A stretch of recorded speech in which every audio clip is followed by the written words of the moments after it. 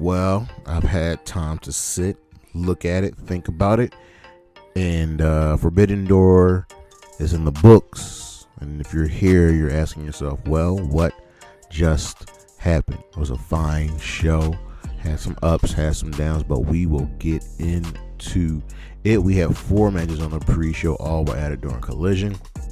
The first match was Roderick Strong, Kyle O'Reilly, Desperado, and Uemura versus Action Andretti, Leo Rush, Hechicero, and Josh Alexander, with the former team winning. Speedball, Mike Bailey, Kevin Knight, and Michael Koo lost to Ricochet in the Gates of Agony. Megan Bayne, Thekla, Yuya, Hart, and Skye Blue defeated Willow, Nightingale, Harley Cameron, Kris, Statlander, and Queen Aminata. The Bucks have berated the production guy to improve their ring entrance and go find weapons. And in the quote-unquote main event of the pre-show, the Ops defeated the Bullet Club War Dogs to retain the Trios Championships. So, on to the main card.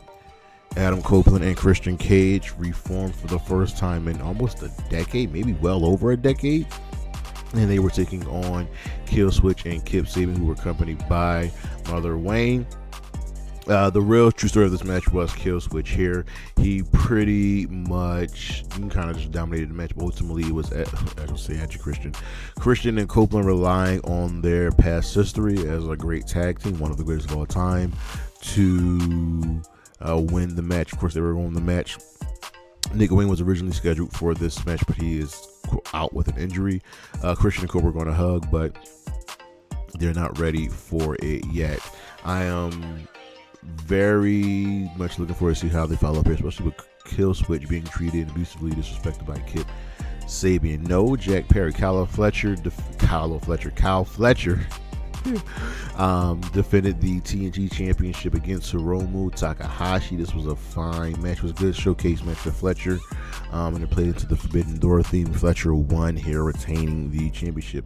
Then we have Mercedes Moné defend the TBS Championship against Alex Windsor, representing AEW.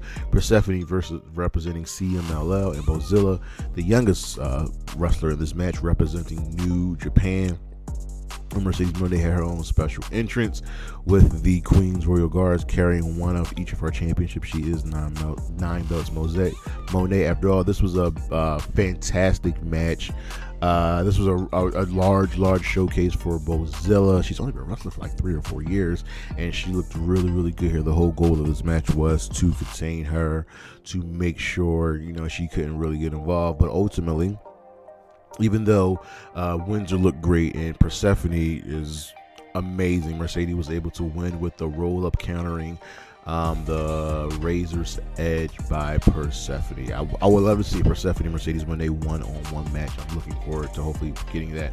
Zack Sabre Jr. defended the IWGP Heavyweight Championship against Nigel McGuinness, who was accompanied by Dan Garcia, and this was just a beautiful technical affair. These two traded holds, traded just technique and skill, and Johnny Saint was there. This was just a good old-fashioned wrestling match, but ultimately Zack Sabre Jr. got the better of Nigel McGuinness, retaining the IWGP Heavyweight Championship, and there was no turn, like we all thought, by Dane Garcia, who also gave Nigel a hug. Julia Skye and Julia Hart and Skye Blue saved Thekla, who was brawling with Queen Aminata, and Jamie Hayter made her return, and now Thekla's got to do with the Queen and Jamie. She got beef with both of these lovely ladies.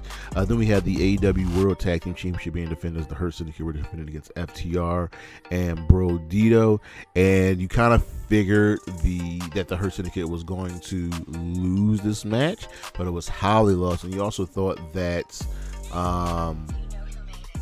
FTR was going to win, but no, ultimately it was Brodito winning the match here after Brody got hit in the head. I don't think it was unprotected. With a steel chair, Brody kicks out as FTR are getting ready for superplex. All while this was going down, 3 hooded men were attacking the Hurt Syndicate, revealed to be Ricochet, and the Gates of Agony pulled them out of the match. So Brodito wins. It's cool. Remember last week, our previous show was about when to pivot. Well, Tony Khan pivoted, put the championship on Bro Dita. Then we had Kazuchika Okada defending the unified championship against Swerve Strickland. The story of this match was all about Swerve's knee, and it was all about isolating that. We have heard reports that Swerve may, has got to take some time off, but Okada ultimately retained here, countering one final house call and hit the Rainmaker on Swerve. You figured Okada was going to win here. He then attacked the leg after the match. Prince Nana tried to come in until Wardlow showed up and absolutely decimated Swerve. So he is clearly being written out, and Wardlow is aligned with the Don Callis family. These dudes are stacked. Then we had Toni Storm versus Athena for the AEW Women's World Championship. This was a very, very fantastic match. And the crazy thing is, Toni Storm won, but Athena pretty much dominated the match. Athena controlled everything, and I truly believe if they face each other again, Athena's walking away the winner. But Toni Storm got the tap out with the modified chicken wing, so we'll see where we go from here. Then we had Hangman Adam Page versus MJF with the AEW World Championship on the line, and if Hangman got counted out or DQ'd, he would be he would lose the championship. So Max did everything in his power to get Hangman to lose it, and Hangman was not falling for any of the tricks. These dudes put on a fantastic showing. Mark Briscoe came out as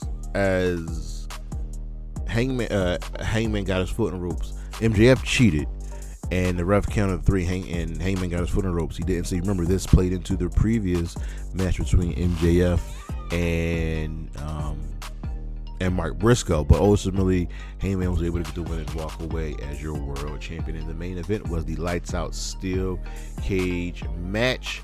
It was Darby Allin, Will Ospreay, Hiroshi Tanahashi, Kenny Omega, and Kota Ibushi versus Jon Moxley, Claudio Castagnoli, Gabe Kidd, and the Young Bucks. And this was just a fun affair. The first thing you'll notice is that this wasn't your typical steel cage. It was actually set up like a Hell in a Cell, but with no roof, and that's what we got here. These men put everything on the line. Darby absolutely got murdered. The funny thing in the whole match was the good guys trying to stop Tanahashi from climbing on a ladder and jumping off of it. Tanahashi got no knees, but ultimately the good guys won here. And speaking of those weapons, it was gummy bears.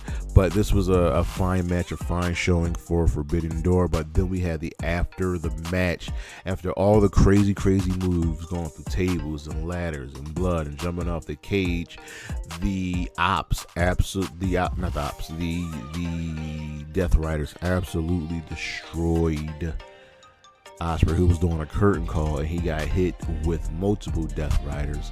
He got Pillmanized, and even the Ops came out to try to help, and it was just too late. Now, yes, it did make a little bit of sense for why they didn't climb the cage, but ultimately, Ospreay has been written off of TV. He can go get that surgery for his 2 herniated discs. Kenny was upset. Everybody was upset. We'll see what the follow-up here is, but once again, we have 2 top heel factions running AEW, the Don Callis family, who have a lot of gold, and the Death Riders. As for Forbidden Door 2025, I'm gonna give it a B.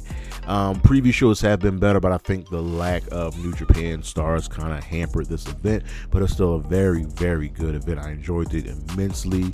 I was a little apprehensive about some of the results. I would definitely love for Athena to win and walk away as the new champion, but I think then, like I said, the next time they face each other, her and Toni Storm, Athena will walk away as the winner. But that is our show, ladies and gentlemen. Thank you for listening. Thank you for watching.